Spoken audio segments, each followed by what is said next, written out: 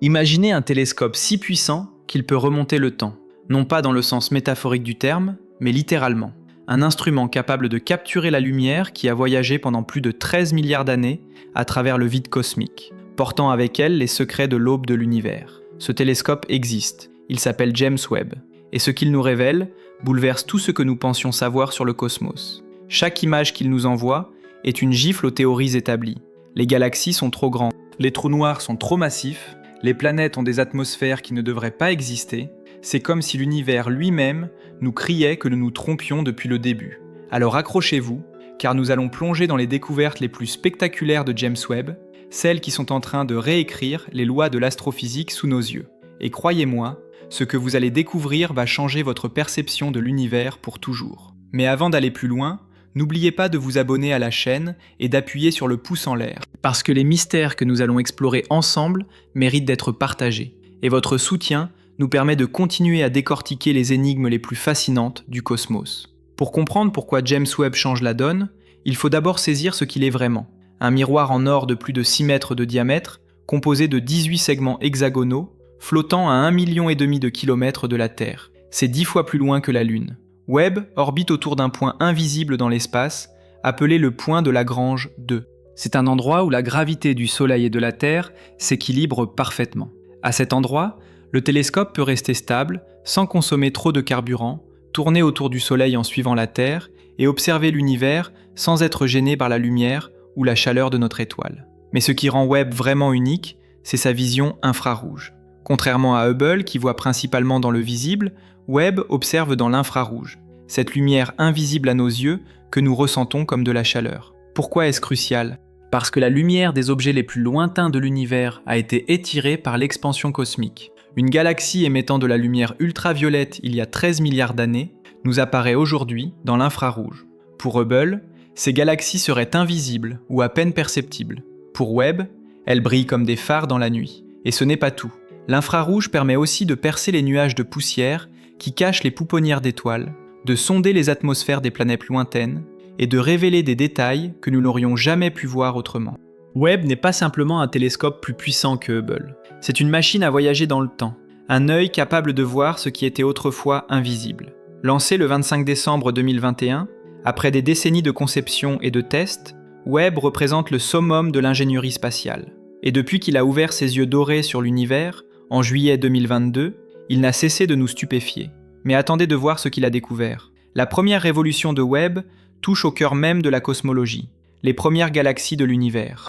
Nous pensions savoir comment elles se formaient, de petites structures, modestes, qui grandissaient lentement au fil des milliards d'années. Mais Webb vient de pulvériser cette vision confortable. En janvier 2026, une équipe d'astronomes a annoncé la découverte de la galaxie la plus lointaine jamais observée. Son nom, JADES-GS-Z14-0.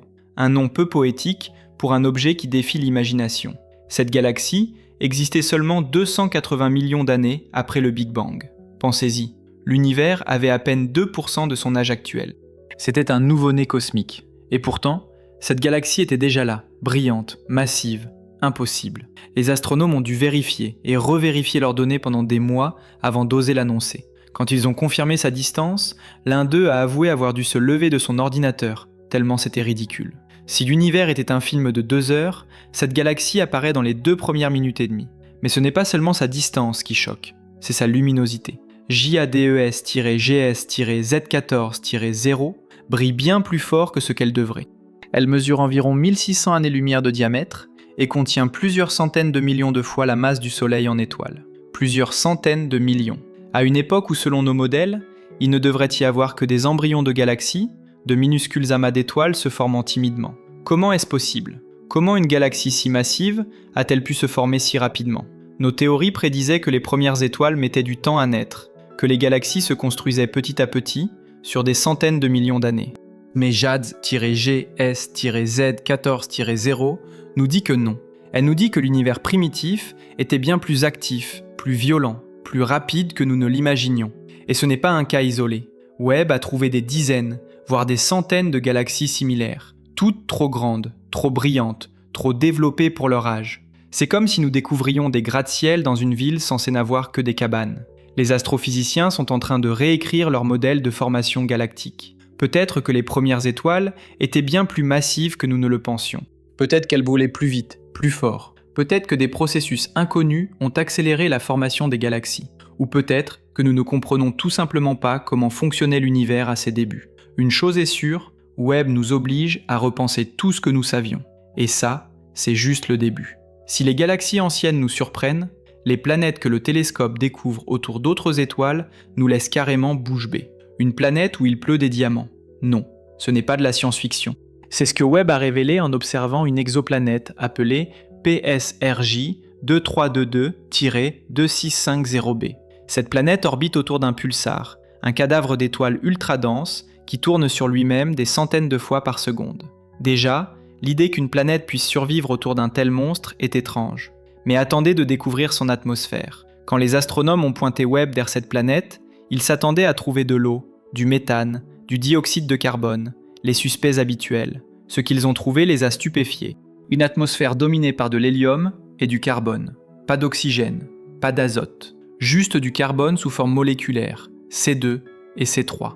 Du carbone pur, flottant dans l'air. Et comme la planète est extraordinairement proche de son étoile, à peine 1 600 000 km, les températures oscillent entre 1200 degrés côté nuit et 3700 degrés côté jour. Dans ces conditions infernales, le carbone se condense en nuages de suie, en particules noires qui tombent comme de la pluie. Mais en profondeur, là où la pression devient écrasante, ces particules se transforment en diamants, des averses de diamants. La planète elle-même est déformée par les forces de marée du pulsar, étirée comme un citron. Et personne ne comprend comment elle s'est formée. Comment obtient-on une atmosphère de carbone pur ? D'habitude, le carbone se lie à l'oxygène, à l'azote, à l'hydrogène. Mais ici, rien de tout ça, juste du carbone. Les scientifiques se grattent la tête. L'un d'eux a avoué « On ne sait pas tout, et c'est génial d'avoir un mystère à résoudre. » Mais ce n'est pas la seule planète étrange. Webb a aussi observé TOI-561b, une super-Terre ultra chaude qui ne devrait pas avoir d'atmosphère. Elle orbite si près de son étoile que la roche à sa surface devrait fondre. Pourtant, Webb a détecté une atmosphère épaisse au-dessus d'un océan de magma global, un océan de lave recouvrant toute la planète. L'atmosphère est probablement composée de vapeurs riches en carbone qui bouillonnent depuis cet océan en fusion. C'est comme une balle de lave avec une couverture de gaz toxiques. Et elle existe, défiant toutes nos prédictions. Puis, il y a WASP-39b, un Saturne chaud qui a révélé quelque chose de totalement inattendu, du dioxyde de soufre. Ce composé ne peut être créé que par photochimie, des réactions chimiques déclenchées par la lumière intense de l'étoile. C'est la première fois qu'on détecte de la photochimie active dans l'atmosphère d'une exoplanète. Cela signifie que l'atmosphère n'est pas statique, elle évolue, elle réagit, elle vit en quelque sorte. Webb a aussi trouvé du sodium, du potassium, de l'eau, du monoxyde de carbone, et même des nuages de quartz cristallin flottant dans le ciel. Des nuages de quartz. Réfléchissez-y. Sur Terre, le quartz forme des cristaux dans les roches. Là-bas, il flotte dans l'atmosphère comme de la neige. Et enfin, il y a WASP-107b, une planète qui perd son atmosphère en temps réel. Webb a capturé un immense nuage d'hélium s'évaporant de la planète, s'étirant sur près de 10 fois son rayon. L'atmosphère s'échappe si violemment que le gaz précède la planète sur son orbite, comme une comète à l'envers. C'est la première fois qu'on observe une planète se désintégrer sous nos yeux. Ces découvertes ne sont pas juste des curiosités. Elles nous montrent que l'univers est bien plus créatif que nous. Il fabrique des mondes que nous n'aurions jamais imaginés. Des atmosphères qui défient nos théories, des planètes qui ne devraient pas exister. Et Webb nous donne un siège au premier rang pour assister à ce spectacle. Mais si les planètes sont étranges, les trous noirs que Webb a trouvés sont carrément impossibles. Enfin, ils devraient l'être. Selon nos modèles, les trous noirs supermassifs, ces monstres qui se cachent au cœur des galaxies, mettent du temps à grandir. Beaucoup de temps. Des milliards d'années. Ils commencent petits, peut-être quelques dizaines de masses solaires, issues de l'effondrement d'étoiles massives. Puis ils fusionnent, avalent de la matière, grandissent, lentement, patiemment. Mais Webb a trouvé des trous noirs géants dans l'univers primitif, à une époque où ils n'auraient tout simplement pas eu le temps de devenir aussi gros. Prenez Canux-LRD-Z8.6. Cette galaxie existait seulement 570 millions d'années après le Big Bang. Webb y a détecté un trou noir supermassif en pleine croissance. Pas un petit trou noir, un monstre. et il grossit bien plus vite qu'il ne le devrait. Les astronomes ont mesuré la masse du trou noir et l'ont comparée à celle de la galaxie. Normalement, le trou noir représente une fraction infime de la masse totale de sa galaxie. Sagittarius A étoile, le trou noir au centre de notre Voie lactée, ne pèse que quelques millions de masses solaires, alors que notre galaxie en contient des centaines de milliards. Mais dans Canux-LRD-Z8.6, le trou noir pèse autant, voire plus, que toute la galaxie réunie. C'est absurde. Comment un trou noir peut-il grandir plus vite que sa propre galaxie ? La découverte a été qualifiée de vraiment remarquable. Elle remet en question notre compréhension de la formation des trous noirs. Et ce n'est pas fini. Webb a aussi observé ZS7, un système de 2 galaxies en train de fusionner quand l'univers n'avait que 740 millions d'années. Mais ce ne sont pas seulement les galaxies qui fusionnent, leurs trous noirs centraux aussi. 2 monstres de 50 millions de masses solaires chacun, en train de se dévorer mutuellement. C'est la fusion de trous noirs la plus distante jamais détectée, et elle nous montre que ces processus violents se produisaient déjà à l'aube cosmique. Plus intriguant encore, les petits points rouges. Ces objets mystérieux découverts par Webb dans l'univers primitif. Ils sont compacts, brillants, et émettent une lumière rouge intense dans l'infrarouge. Au début, personne ne savait ce qu'ils étaient. Des galaxies naines, des quasars, des objets hybrides. Aujourd'hui, on pense que beaucoup d'entre eux abritent des trous noirs voraces. Des trous noirs qui engloutissent de la matière à une vitesse folle, émettant des radiations si intenses qu'elles ionisent le gaz environnant. Webb a trouvé des centaines de ces petits points rouges, des centaines. Chacun représente un trou noir en pleine croissance. À une époque où l'univers était encore un bébé, certains chercheurs pensent que ces trous noirs ne se sont pas formés par l'effondrement d'étoiles. Ils seraient nés directement, issus de l'effondrement de gigantesques nuages de gaz primordiaux. Des graines lourdes, déjà massives dès leur naissance, qui ont ensuite continué à grossir. D'autres suggèrent que les trous noirs primordiaux, formés dans les tout premiers instants après le Big Bang, pourraient être à l'origine de ces géants. Quelle que soit la réponse, une chose est claire. Les trous noirs ont joué un rôle bien plus important dans l'évolution de l'univers que nous ne le pensions. Ils n'étaient pas de simples spectateurs, ils étaient des acteurs majeurs, façonnant les galaxies, influençant la formation des étoiles, peut-être même déterminant le destin cosmique. Webb nous force à repenser tout ça, et chaque nouvelle découverte nous rapproche un peu plus de la vérité.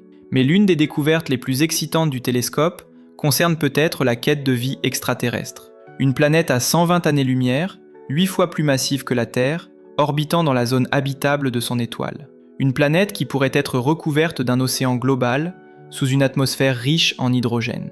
Cette planète s'appelle K2-18b, et Webb pourrait y avoir détecté des signes de vie.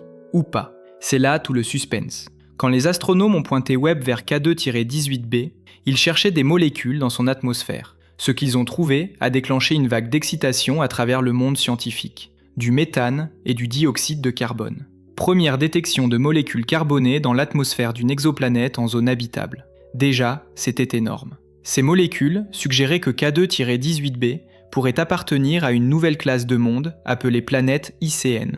Ce sont des planètes avec un océan liquide, recouvert d'une atmosphère riche en hydrogène. Mais ce n'est pas tout. Un signal plus faible est apparu dans les données. Une molécule appelée sulfure de diméthyle, ou DMS en abrégé. Sur Terre, le DMS est produit exclusivement par la vie. Exclusivement. Ce sont principalement des micro-organismes marins, comme le phytoplancton, qui en génèrent. C'est un biosignateur potentiel, un indicateur de vie.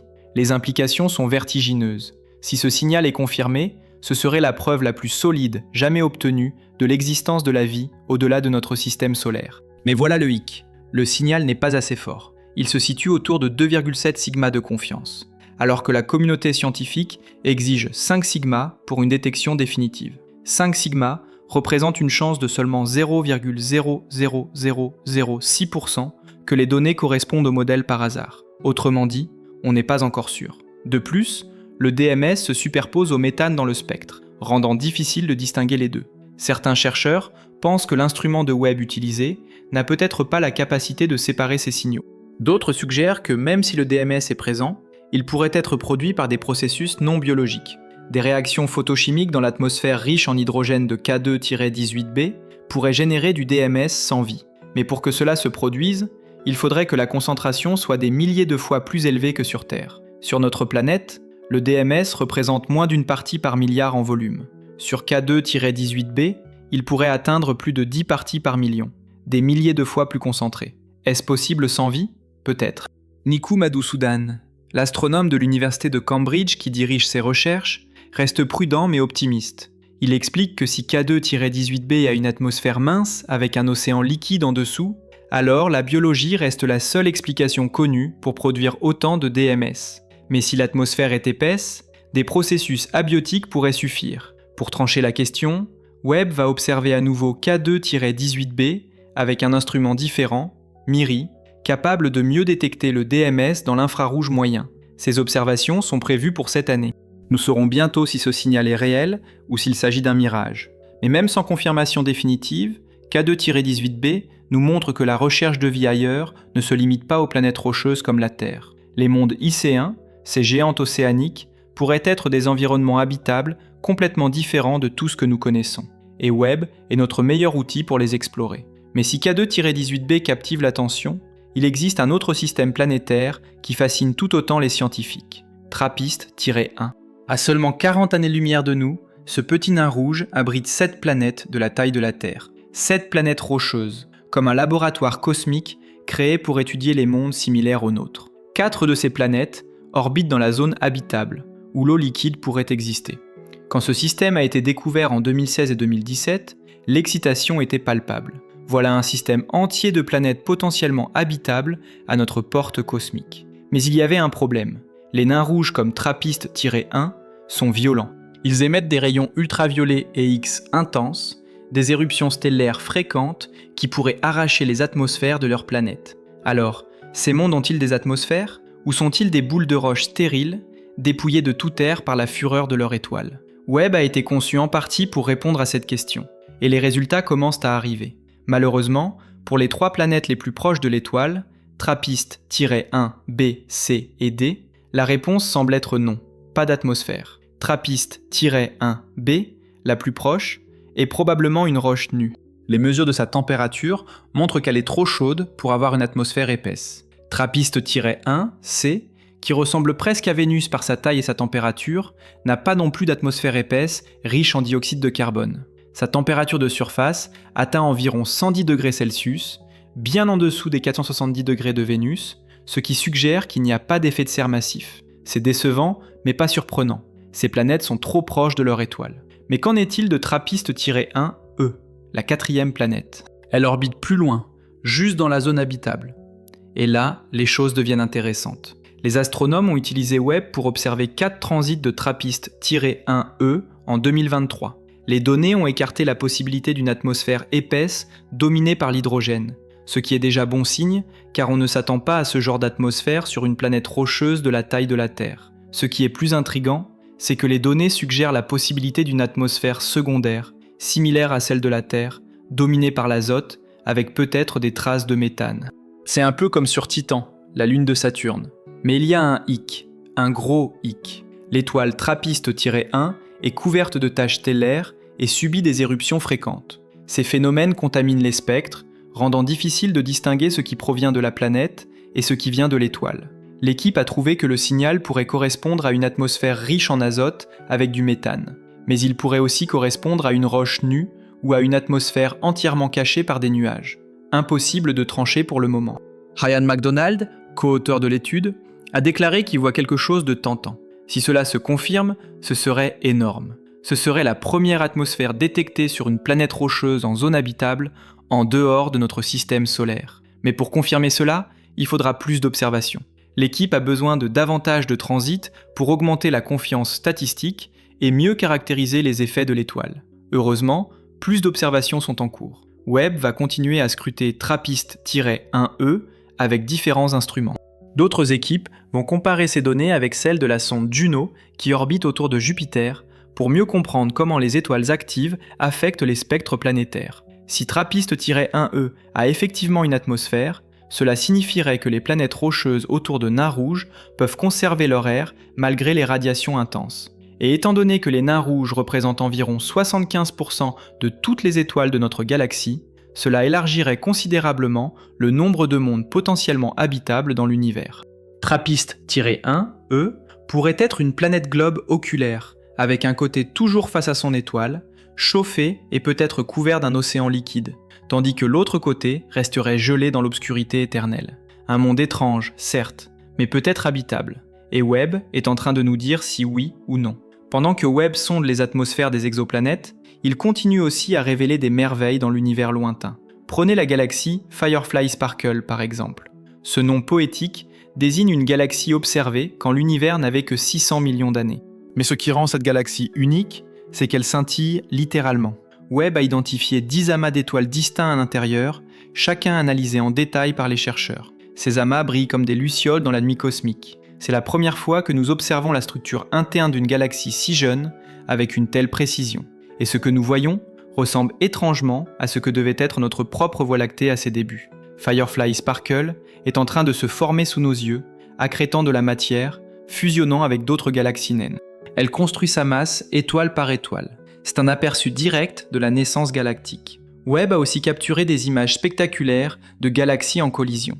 Il y a HARP 142, surnommé le pingouin et l'œuf, deux galaxies en interaction depuis 25 à 75 millions d'années. Le pingouin, une galaxie spirale déformée, semble danser avec l'œuf, une galaxie elliptique compacte. Leur interaction gravitationnelle a créé des structures étonnantes. Des bras spiraux étirés, des régions de formation stellaire intense, des ponts de matière reliant les deux galaxies. Dans quelques centaines de millions d'années, elles fusionneront complètement pour ne former qu'une seule galaxie. Webb nous montre ce processus en action, révélant les détails que Hubble ne pouvait pas voir. Puis il y a la galaxie du sombrero, Messier 104. Dans les images visibles de Hubble, cette galaxie ressemble à un chapeau mexicain, avec un noyau brillant et un large anneau de poussière. Mais dans l'infrarouge moyen de Webb, elle change complètement. Le noyau ne brille plus. À la place, un disque interne lisse est révélé. L'anneau externe de la galaxie montre des amas complexes d'infrarouge pour la première fois. La résolution nette de MIRI révèle comment la poussière, un ingrédient essentiel des objets astronomiques, est distribuée. Ces détails fournissent des aperçus sur la formation et l'évolution galactique. Webb a également observé le système ARP 107, deux galaxies en interaction qui semblent former un visage souriant. L'interaction entre une galaxie elliptique et une galaxie spirale plus grande a créé deux yeux brillants et un large sourire semi-circulaire. C'est charmant, certes, mais surtout révélateur des processus violents et créatifs qui sculptent les galaxies. Et que dire d'Uranus ? Cette géante de glace, souvent négligée au profit de Jupiter et Saturne, a aussi eu son moment de gloire sous l'œil de Webb. En 2023, le télescope a capturé des images d'Uranus montrant ses anneaux avec une clarté stupéfiante. 13 des anneaux connus d'Uranus sont visibles, y compris l'anneau Zeta extrêmement faible. Webb a aussi révélé des détails atmosphériques inédits, des tempêtes brillantes près du pôle Nord, des nuages de glace de méthane. Il y a même des structures dans l'atmosphère qui évoluent rapidement. Uranus, comme Neptune, apparaît différente dans l'infrarouge. Le méthane absorbe fortement la lumière infrarouge, rendant la planète sombre, sauf là où des nuages à haute altitude réfléchissent la lumière du Soleil. Ces nuages brillent comme des taches lumineuses. Webb a aussi capturé 27 des 29 lunes connues d'Uranus, dont certaines n'avaient jamais été vues avec une telle clarté. Et en janvier 2025, une équipe a même annoncé la découverte d'une nouvelle lune autour d'Uranus grâce aux données de Webb. Cela porte le total à 29 satellites. Uranus est incliné sur son côté, son axe de rotation pointant presque directement vers le Soleil à certains moments de son orbite. Cela crée des saisons extrêmes, chaque pôle recevant 42 ans de lumière solaire, suivi de 42 ans d'obscurité. Webb nous permet d'étudier ces phénomènes comme jamais auparavant. Et ce n'est qu'un début. D'autres observations sont prévues pour suivre l'évolution des tempêtes, des anneaux et des lunes d'Uranus au fil du temps. Mais au-delà des planètes et des galaxies, le télescope continue de nous surprendre. Dans l'amas NGC 60, à l'extérieur de notre galaxie, des naines brunes ont été détectées pour la première fois. Ces objets étranges, coincés entre planètes et étoiles, sont trop massifs pour les uns, mais pas assez pour les autres. Ce sont des fossiles de la formation stellaire, et leur présence hors de la Voie lactée bouleverse notre compréhension de comment les systèmes planétaires naissent dans différents environnements. La nébuleuse du Crabe, vestige d'une supernova observée en 1054, a révélé des filaments de gaz et de poussière avec une netteté jamais atteinte. Ces structures tortueuses racontent l'histoire violente de l'étoile qui a explosé il y a près de 1000 ans. Dans la nébuleuse du Serpent, des jets protostellaires alignés comme des flèches pointent tous dans la même direction, suggérant que la naissance des étoiles suit peut-être des règles plus ordonnées que nous le pensions. Des amas d'étoiles ont été repérés dans des galaxies datant de 460 millions d'années après le Big Bang, les plus anciens jamais observés. Chaque observation apporte sa pierre à l'édifice de notre connaissance cosmique. Et le télescope n'a même pas atteint la moitié de sa durée de vie prévue. Conçu pour 10 ans minimum, il pourrait fonctionner 20 ans ou davantage selon les ingénieurs. Les années à venir promettent encore plus de révélations. Le télescope ne se contente pas d'explorer les confins de l'univers. Son regard se tourne aussi vers notre propre système solaire, révélant des surprises tout aussi fascinantes. Prenez Jupiter. Nous observons cette géante gazeuse depuis des siècles. Nous l'avons observée avec des télescopes terrestres, nous avons envoyé des sondes la survoler. Nous avons même une sonde en orbite autour d'elle en ce moment même. Pourtant, Webb a réussi à nous montrer Jupiter sous un jour complètement nouveau. Le 25 décembre 2023, jour de Noël, Webb a pointé sa caméra infrarouge vers les pôles de Jupiter. Ce que les astronomes ont vu les a sidérés. Des aurores d'une intensité incroyable, des centaines de fois plus brillantes que celles de la Terre, dansant autour des pôles comme des feux d'artifice cosmiques. Jonathan Nichols, l'astronome qui dirigeait les observations, a avoué « Quel cadeau de Noël, ça m'a époustouflé ». Son équipe voulait voir à quelle vitesse les aurores changeaient, s'attendant à des variations lentes, sur un quart d'heure peut-être. Au lieu de ça, ils ont observé toute la région aurorale pétiller et éclater de lumière, changeant parfois à chaque seconde. À chaque seconde. C'est comme regarder un orage électrique en accéléré. Mais ce n'est pas tout. Webb a mesuré l'émission d'un ion particulier, le cation trihydrogène, H3+. Cette molécule se forme quand des électrons à haute énergie percutent l'hydrogène moléculaire dans l'atmosphère. Et devinez quoi ? Son émission varie bien plus que ce qu'on pensait. Beaucoup plus. Ces variations nous renseignent sur la façon dont l'atmosphère supérieure de Jupiter se réchauffe et se refroidit. Mais il y a un mystère. Quand l'équipe a comparé les images infrarouges de Webb avec les images ultraviolettes prises simultanément par Hubble, ils ont trouvé quelque chose de bizarre. Les zones les plus brillantes observées par Webb n'avaient pas d'équivalent dans les images de Hubble. C'est comme si deux télescopes regardaient deux planètes différentes. Pour expliquer cette combinaison, il faudrait une tempête de particules à très basse énergie frappant l'atmosphère. C'est quelque chose qu'on pensait impossible. Personne ne comprend comment cela se produit. L'atmosphère de Jupiter cache encore des secrets, et Webb est en train de les dévoiler un par un. Mais attendez, il y a plus. Si Jupiter nous surprend, Neptune nous laisse sans voix. Cette géante de glace, 30 fois plus loin du Soleil que la Terre, orbite dans l'une des régions les plus sombres du système solaire. Pour elle, midi ressemble à un crépuscule terrestre. Depuis Voyager 2 qui l'a survolé en 1989, nous n'avions plus vraiment vu Neptune de près. Hubble avait capturé quelques images, certes, mais rien de vraiment détaillé. Puis Webb est arrivé. En juillet 2022, il a tourné son miroir doré vers Neptune. Et là, magie. Pour la première fois en plus de 30 ans, nous avons vu les anneaux de Neptune avec une clarté cristalline. Des anneaux fins et brillants, accompagnés de bandes de poussière plus faibles que même Voyager avait du mal à distinguer. Webb a révélé des détails que personne n'avait vus depuis des décennies. Heidi Hammel, une scientifique qui a passé sa carrière à étudier Neptune, a admis avoir pleuré en voyant les images. Pas de manière élégante, elle a vraiment pleuré. Cela fait 3 décennies qu'on n'avait pas vu ces anneaux poussiéreux et fantomatiques, et c'est la première fois qu'on les observe dans l'infrarouge. Mais ce qui frappe le plus, c'est que Neptune ne ressemble plus à Neptune. Enfin, pas au Neptune bleu que nous connaissons. Dans les images de Hubble, Neptune apparaît d'un bleu profond, causé par le méthane dans son atmosphère qui absorbe la lumière rouge. Mais dans l'infrarouge de Webb, Neptune est presque blanche. Le méthane absorbe si fortement la lumière infrarouge que la planète apparaît sombre. C'est le cas, sauf là où des nuages de glace de méthane à haute altitude réfléchissent la lumière du Soleil. Ces nuages brillent comme des taches lumineuses sur le disque de la planète. Le télescope a aussi capturé 7 des 14 lunes de Neptune. La plus brillante, Triton, domine l'image. Recouverte d'azote gelé, Triton réfléchit en moyenne 70% de la lumière qui la frappe. Elle brille plus fort que Neptune elle-même. Triton orbite à reculons, dans le sens inverse de la rotation de Neptune, ce qui suggère qu'elle n'est pas née ici.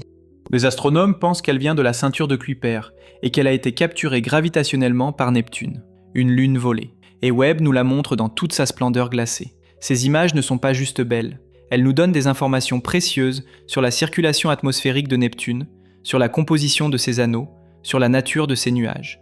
Et elles nous rappellent que même dans notre propre système solaire, il reste tant à découvrir. Mais peut-être que l'image la plus emblématique que Webb nous est offerte est celle des piliers de la création. Si vous connaissez un peu l'astronomie, vous avez forcément vu cette image prise par Hubble en 1995. 3 colonnes de gaz et de poussière s'élevant comme des monuments dans l'espace, sculptées par la lumière des étoiles naissantes. Cette image est devenue une icône. Elle a orné des affiches, des t-shirts, des couvertures de magazines.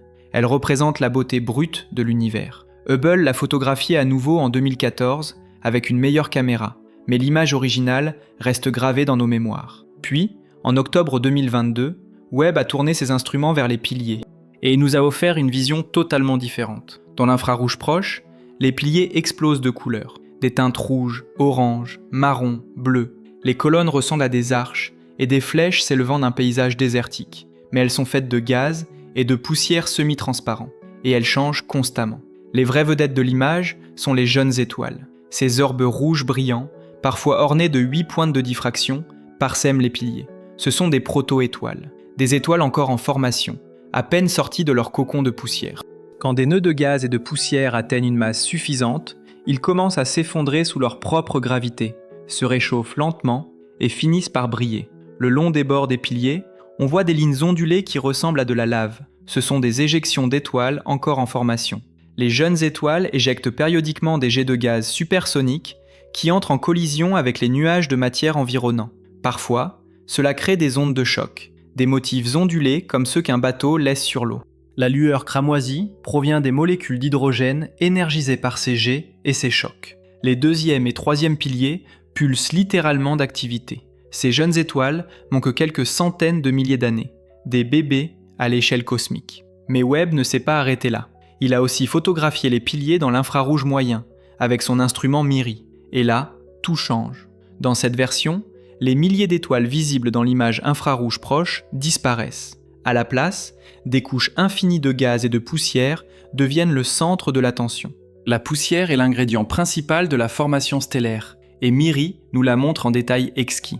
Les piliers apparaissent en bleu et gris, opaques et fantomatiques. Seules quelques étoiles rouges, encore enveloppées dans leur cocon poussiéreux, percent le voile. En combinant les deux images, Webb nous offre une vision complète. L'infrarouge proche révèle les étoiles, l'infrarouge moyen révèle la poussière. Ensemble, ils racontent l'histoire de la naissance stellaire. Ces nouvelles images aideront les chercheurs à affiner leur modèle de formation d'étoiles. En comptant les étoiles avec précision, en mesurant les quantités de gaz et de poussière, ils commenceront à comprendre comment les étoiles naissent et éclatent de ces nuages sur des millions d'années. Les piliers de la création ne sont qu'une petite région de la vaste nébuleuse de l'Aigle, située à 6500 années-lumière. Mais ils représentent quelque chose d'universel, la création elle-même. Et Webb nous permet de la voir comme jamais auparavant. Mais ne pensez pas que Webb s'arrête là. Chaque semaine apporte son lot de découvertes. Le télescope a révélé la nébuleuse du Serpent, où des jets protostellaires sont alignés dans la même direction, un phénomène jamais observé auparavant. Les amas d'étoiles dans des galaxies datant de seulement 460 millions d'années après le Big Bang sont apparus pour la première fois. Des naines brunes en dehors de notre galaxie ont été détectées dans l'amas NGC 60. L'astéroïde 2024 YR4, de la taille d'un immeuble de 15 étages, a été scruté avec précision. Mars, Saturne, Uranus ont été photographiés avec des détails stupéfiants. Une nouvelle lune autour d'Uranus a même été repérée en janvier 2025, portant le total à 29 satellites. Chaque observation est une pièce du puzzle cosmique. Et plus nous regardons, plus le puzzle devient complexe et fascinant. Webb a aussi scruté la comète interstellaire 3I Atlas, un visiteur venu d'au-delà de notre système solaire. Il a photographié des galaxies en collision, des quasars lointains, des trous noirs fusionnants. Il a étudié l'atmosphère de Titan, la lune de Saturne, révélant des détails sur ses nuages et sa chimie complexe. Il a même observé la nébuleuse du Crabe, vestige d'une supernova, apportant de nouvelles informations sur la nature de l'explosion qui l'a créée. Chaque image, chaque spectre, chaque observation nous rapproche un peu plus de la compréhension de l'univers. Et le plus beau, c'est que Webb n'a même pas encore terminé sa mission principale. Il a été conçu pour fonctionner au moins 10 ans, mais les ingénieurs estiment qu'il pourrait continuer bien au-delà. 20 ans peut-être. Imaginez ce qu'il découvrira d'ici là. Combien de galaxies anciennes, combien d'exoplanètes étranges, combien de mystères résolus et combien de nouveaux mystères révélés. Alors, que nous dit James Webb au final ? L'univers est bien plus étrange, plus vaste, plus complexe que nous ne l'avions jamais imaginé. Les galaxies se forment plus vite que prévu. Les trous noirs grandissent plus rapidement qu'ils ne le devraient. Les planètes ont des atmosphères impossibles. Notre propre système solaire cache encore des surprises. Et chaque réponse soulève 10 nouvelles questions. C'est ça, la science. Une aventure sans fin. Chaque découverte ouvre de nouvelles portes, révèle de nouveaux horizons. La prochaine fois que vous regarderez le ciel nocturne, Souvenez-vous qu'à 1,5 million de kilomètres au-dessus de vous, un télescope doré observe l'univers. Il capture la lumière des premières galaxies, sonde les atmosphères de mondes lointains, dévoile les secrets de la création stellaire. L'univers est vivant, dynamique, plein de merveilles. Et nous ne sommes qu'au début de l'exploration. Merci de nous avoir accompagnés dans ce voyage à travers les meilleures découvertes de James Webb. N'oubliez pas de vous abonner et de laisser un like pour ne manquer aucune de nos prochaines explorations cosmiques.